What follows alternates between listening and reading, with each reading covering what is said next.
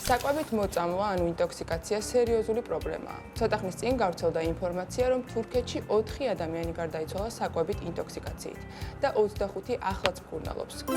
მოწამვლის ზუსტ მიზეზს ალბათ გამოძიება დაადგენს, მაგრამ ფაქტია, რომ მთელს მსოფლიოში ყოველწლიურად მილიონობით ადამიანი ავადდება საკვებში დამალული ბაქტერიების გამო.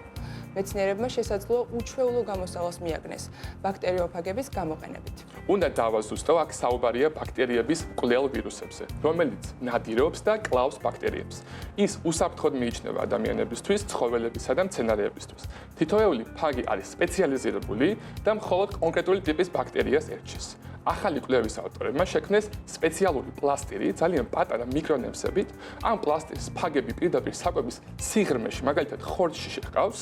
როცა მათ ეს მეთოდი ქათამზე გამოსცეს, ხორცში არსებული ეშერიხია კოლის ბაქტერიების 99.9% განადგურდა. მეცნიერები ამბობენ, რომ ეს სიახლე შესაძლოა კვების მრეწველობისთვის მნიშვნელოვანი ნაბიჯი იყოს, რადგან აქამდე ფაგებს მხოლოდ სპრეის სახით საკვების ზედაპირზე ასხურებდნენ და ის ხორცის ან ყველის სიღრმეში ვერ აღწევდა. ფაგების როლი იზრდება არა მარტო საქართველოში, არამედ მთელ მსოფლიოში და საინტერესოა საერთოდ რამდენად უსაფრთხოა ასეთი საკვების მირთვა და რამდენად მიირთმევს ხალხი ასეთ პროდუქტს, რამდენად უნდათ რომ ეს ჭამონ, ეს საინტერესო არის. ნინი მართალი ხარ, ეს მეც მაინტერესებს, თუმცა ამ სიახლის პრაქტიკაში გამოყენებამდე წინ შორი გზაა და ამ მეთოდმა უამრავი შემოწმება უნდა გაიაროს, მაგრამ საინტერესოა, რას ფიქრობს ამ თემაზე ჩვენი სტუმარი, კვების უსაფრთხოების ექსპერტი მიხეილ ბეღელაძე, რომელიც ბევრ სხვა საინტერესო თემასაც შეეხება. ბატონო მიხეილ, რამდენად იზიარებთ ცხოველური საკვების უსაფრთხოებისთვის საკვების ფაგებით დამუშავების იდეას? მოგესალმებით. მადლობა მოწვევისათვის. საინტერესო თემაა ნამდვილად და მნიშვნელოვანი, რა თქმა უნდა, როგორც აღნიშნეთ, მსოფლიოში ყოველწლიურად იზრდება დასნებოვნების და ეს ადამიანის ჯანმრთელობის დაზიანების ფაქტები, საკვები და სამ კაცობრიობა იქნება და იარსებებს მანამდე ეს პრობლემა მუდმივად იქნება, იმიტომ რომ მუდამ ახალი სახეობის პროდუქტები შემოდის, ახალი ესე ვთქვათ პროცესები მიმდინარეობს, სხვა ასე ვთქვათ გადამუშავება თუ ასე შემდეგ, სხვა ეტაპებს გადის სურსათი და მასთან დაკავშირებული ნებისმიერი ეს საფრთხე შეიძლება ადამიანის ჯანმრთელობისთვის საზიანო გახდეს. ეხლა უშუალოდ იმ საკითხს, რომელზედაც რაც ეხება ასე ვთქვათ ფაგების გამოყენებას, ხო?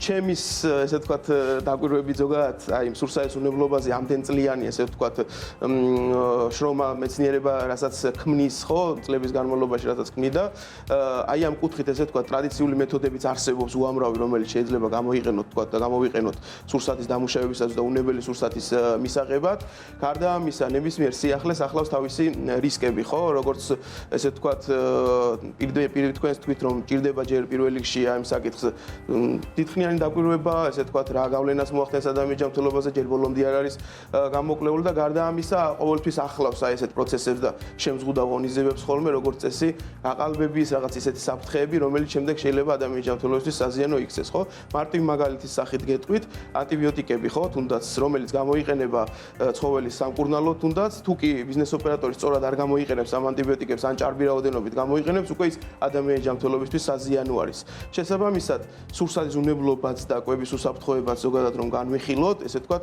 მნიშვნელოვანია მიუდგეს ამ საკითხს, რომ წინასწარ რაღაც ისეთი ქმედებები შემოიღოს, რომელიც აი აქამდე აღარ მიგვიყვანს, მე რომ დამუშავება დამატებით დაგჭირდეს, ესე რომ ვთქვათ და ესეთი საკითხებია სწორედ სურსათის უნებლობის ის ღონისძიებები, რომელიც არსებობს და ნუ იარსებებს და ყოველთვის ეფექტიანი იყო, ხო? თუნდაც ხორცთან დაკავშირებით, თერმული დამუშავება პირდაპირ კლავს ყველა ბაქტერიას და ხორცს ხდის უნებელს, ანუ სწორი თერმული დამუშავება მაგალითად. ბატონო მიხეილ, ჩვენ ვიცით, რომ ანტიბიოტიკების ჭარბი გამოყენება მეფრინველეობაში, ზოგადად ასევე მეფუტკრეობაში საბოლოო ჯამში ზრდის ანტიბიოტიკების მიმართ რეზისტენტობის მაჩვენებელს. მაშინ რა არის სწორი გამოსავალი, რომ ამ ფაქტორმაც არ გამოიწვევს ხალხის დაავადება და შემდგომ ანტიბიოტიკო რეზისტენტული ინფექციების ჩამოყალიბება პირებში. მნიშვნელოვანია ცხოველის ჯანმრთელობისათვის ესე ვთქვათ ანტიბიოტიკების გამოყენება ვერავირიდებ თავს რა თქმა უნდა თუმცა აქ არის მნიშვნელოვანი ის რომ ერთი ანტიბიოტიკები გამოვიყენოთ მიზნობრივად ანუ ეს ანტიბიოტიკები იყოს გათვლილი და რეგისტრირებულზე აღარ მაქვს საუბარი და ქვეყანაში ესე ვთქვათ დადასტურებული რომ ის არის უსაფრთხო და მეორე ჭარბი რაოდენობა არ გამოვიყენოთ რომ შემდეგ ცხოველიდან არ მოხდეს ადამიანში ესე ვთქვათ აი ნარჩენი ანტიბიოტიკების მოხვედრა ახლა მინდა გითხოთ იმ ჟურნალისტურ გამოძიებაზე რომელიც ჩაატარა რადიო თავისუფლებამ რომელმაც აჩვენა რომ აგრარულ ბაზრებში ქათმების დიდი ნაწილი იღებება საკვების საღებავებით. რა რისკებს შეიცავს ეს ყველაფერი და უნდა მოწმდებოდეს თუ არა უფრო მკაცრად მსგავსი ქმედებები? რა თქმა უნდა, კონტროლი მნიშვნელოვანი ნაწილი არის, თუმცა სურსაეზრუნებლობა არ გულისხმობს მხოლოდ კონტროლს, აქ არის, რა თქმა უნდა, მეწარმის კეთილსინდისიერება პირველ რიგში და აქედან იწყება სურსაეზრუნებლობა, კონტროლი ფიზიკურად ეხლა რაღაც 100%-იანი მოცვა მსოფლიოში არც ერთ ქვეყანას არ აქვს, ხო, უამრავი ბიზნეს ოპერატორი და უამრავი ბიზნესი არის და უამრავი ესე ვთქვათ სარეალიზაციო პუნქტია, რომელსაც შეიძლება ყოველდღიურ რეჟიმში მით უმეტეს ყველას ერთად ვერ შევამოწმებთ. ბიზნეს ოპერატორის მნიშვნელოვანია სწორად ესე ვთქვათ და კეთილსინდისიერად იქცეოდეს, რაც შეეხება ამ რისკებს, რაც და ჩვენ ვსაუბრობთ, შეღება ხა რა თქმა უნდა გარედან არ ხდება ამ ქათმების და ასე შემდეგ რაღაც საღებავები და ასე შემდეგ, მისი გამოყვება ხდება ისეთი დანამატები და ისეთი საკვები საშუალებებით, რომელიც აძლევს ზედმეტ ესე ვთქვათ არა დამახასიათებელ ფერს, სუნს და ასე შემდეგ, ხო, იმისათვის რომ მომხმარებლისთვის უფრო მიმზიდველი იყოს. სუნზე მივხვდეთ, რომ შეღებებია ქათამი. სუნზე ნაკლებად უფრო ფერზე არა დამახასიათებელი, უფრო ფერზე ქათმის შემთხვევაში, ნუ არა დამახასიათებელი ფერი, თუმცა სუნზეც არის, რა თქმა უნდა, არა დამახასიათებელი შეიძლება მძაფრი სუნი წამოიღოს უკვე აი ესეთმა პროდუქტმა. აქაც არის, რა თქმა უნდა, ესე ვთქვათ, რეკომენდაციები, ესეთი საკვები ჩვეულებრივ გამოიყენება ინდუსტრიაში, თუმცა ისიც დასაშვებ ნორმაში და ისიც ესე ვთქვათ რეგისტრირებული პრეპარატები. სამწუხაროდ საქართველოში ხშირად დაფიქსირდა ის, რომ არარეგისტრირებული პრეპარატები ან არადასაშვები ნორმით ესე ვთქვათ გამოიყენება ესეთი საკვები ნივთიერებები, რომელიც შემდეგ უკვე ადამიანის ჯანმრთელობისთვის ზოგიერთი საზიანოა დამტკიცებულია, ზოგიერთი საერთოდ არ არის ჯერ გამოკვლეული თუ რა ზიანს აყენებს, თუმცა ფაქტია რომ ზიანს აყენებს ადამიანის ქათმის გარდა ჯანმრთელობას. ვიცით, თევზეც იგივე ამბავი, რომ კალმახი შეღების სხვა ფრად და ერთი ციახლე იყო და ორაგულად გაასაღეს, ასე ვთქვათ. აი, რა შეიძლება გამოიწვიოს ესეთმა, არ ვიცი, ჩარევა?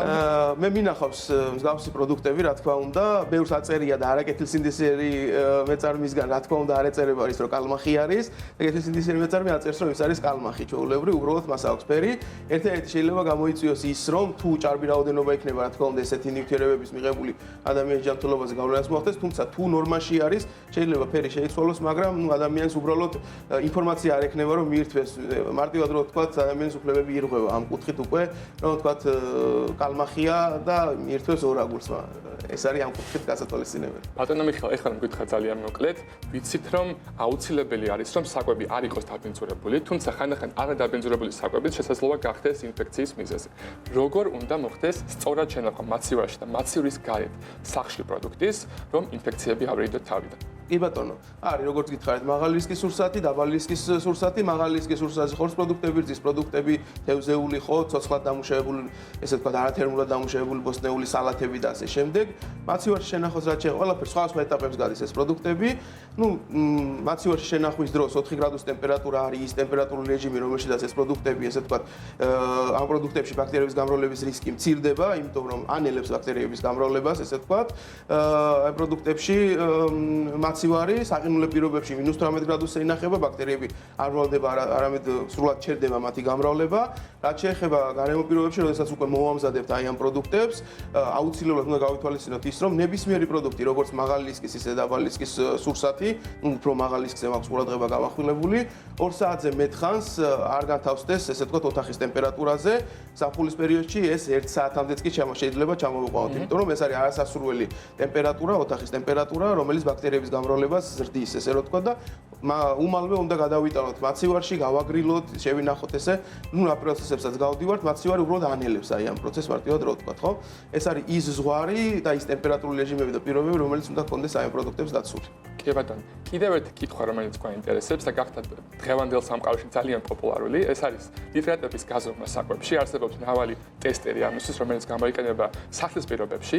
რამდენად ზუსტი არის ეს ტესტები და როგორ შეიძლება ინტერპრეტაცია ამ შედეგების, რომელიც არის ხშირად არასამდო? მე საუბრის დასაწყისში აღნიშნე, რომ არ ვემხრობი ზოგადად ინდივიდუალურად თითეული პროდუქტის ესე ვთქვათ რაღაცა აი ამ კუთხით გაზომვებს, იმიტომ რომ ეს არ იქნება ეფექტური ზოგადად ესე ვთქვათ მთლიანად ქვეყნის და ზოგადად მსოფლიო მასშტაბით, თუმცა რა თქმა უნდა არის ნიტრატის საზომები, რომელიც დაბალხარისხიანია და სამწუხაროდ მინახავს, რომელიც საერთოდ არანაირი ესე ვთქვათ სწორ ინფორმაციასთან და ზუსტ ინფორმაციასთან არ აქვს კავშირი, არის ნიტრატების საზომი, რომელიც რა თქმა უნდა გვიჩვენებს ზუსტ ინფორმაციასთან მიახლოებულ ინფორმაციას, თუმცა ეს არ არის არც ერთი არ არის ზუსტი ყოველთვის, რა თქმა უნდა, ეს არის სწრაფი ტესტების პრინციპი, რომელიც გვაძლევს უბრალოდ მიახლოებით ინფორმაციას, ნუ ამის გაზომა ლაბორატორიულად ხდება ხოლმე როგორც წესი, თუმცა ნიტრატები იმდენად მაღალი რისკის და საფრთხის შემცველი ესე ვთქვათ საკითხი არის პროდუქტებში, ცოტა მასშტაბურად უნდა მივიღეთ ამ საკითხს, რომ ფერმერებიდან წამოვიდეს ესე ვთქვათ არა დაბინძურებული ამ პროდუქტი. პერსონალურ პროდუქტზე ვისაუბრეთ, ქათამზე, თევზზე. შეიძლება არასწორად შენახულმა ბრინჯმაც კი მოგწამოს, როგორც იცი და ეს სტანდარტი რა არის, აი როგორ შეიძლება რომ შეინახოს მაცივარში თუ არა მაცივარში ჩვეულებრივმა ადამიანმა თავისი პროდუქტი და საკვები ისე რომ არ მოიწამლოს. სტანდარტი არის აბსოლუტურად ყველა პროდუქტისთვის განსხვავებული სტანდარტები შეიძლება იყოს, თუმცა არის საერთო სტანდარტებიც, როგორც გითხარით. პირველი რაც უნდა გავაკეთოთ, თუ თერმულად ვამუშავებთ პროდუქტს, ტემპერატურა სწორად დამუშავდეს. მინიმუმ 65 გრადუსია ის ტემპერატურა, რომელიც ბაქტერიებს ანადგურებს სხვადასხვა პროდუქტში. მაგალითად, მე გეტყვით, ორის ხორცში 64 გრადუსზე ნადგურდება ბაქტერიები, საქონლის ხორცში 68 გრადუსზე, ქათმის ხორცში 74 გრადუსზე, მინიმუმ თუ კი ამ ტემპერატურას მივახცევთ, იქ ბაქტერიები ნადგურდება უკვე და როდესაც განადგურდება, მერე უკვე მაცივარში უნდა შევინახოთ 4 გრადუსზე, ხო? ყველაზე ოპტიმალური და ზოგადი სტანდარტი ყველა პროდუქტისათვის არის მაცივარში 4 გრადუსი, საყინულში -18 გრადუსი, ოთახის ტემპერატურაზე 2 საათზე მეტხანს არ უნდა გავაჩეროთ თერმულად დამუშავებული პროდუქტი. და განსაკუთრებით მაღალი რისკის სურსათი, რომელიც არის არათერმულად დამუშავებული, მაგის სალათები და ასე შემდეგ, ხო? თუნდაც ბრინჯი, რომელიც ახსენეთ თქვენ, დამუშავებამდე ყოველად უსაფრთხოარი და ძალიან ესე ვთქვათ დაბალი რისკის შემცველია, მაგრამ როდესაც მომზადდება, უკვე მასში ესე ვთქვათ ბაქტერიების გამრავლების ძალიან მაღალი რისკი არის და ნუ ესეთი თუნდაც ესეთი ბრინჯი ძალიან სწრაფად უნდა გაგრილდეს და შემდეგ შეგვიძლია მაცივარში შევინახოთ. არავითარ შემთხვევაში არ შეიძლება თუნდაც აი ამ პროდუქტის ოთახის ტემპერატურაზე შენახვა. სწრაფად გაგრილება გულისხმობს იმას, რომ იქ ბაქტერიები ვერ მოასწრებენ გამრავლებას. ბატონო მიხეილ, დიდი მადლობა მოგზაურობისთვის და რომ საინტერესო რჩევები მოგვეცით ჩვენს და ასევე ჩვენს მაყურებელს. დიდი მადლობა რომ იყავით ჩვენ გადაცემის სტუმარი.